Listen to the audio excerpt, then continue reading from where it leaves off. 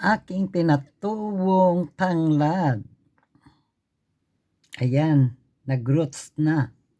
2 weeks yan kasi malamig.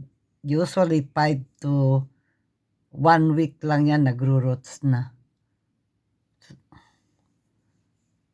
So, meron dito ding mint. Ayan o. Pinaantay ko lang mag-ano siya.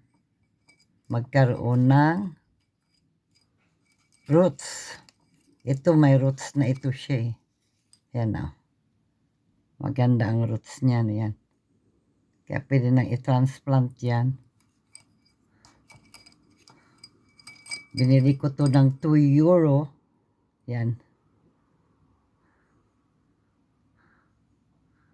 Ayan. 2 weeks yan.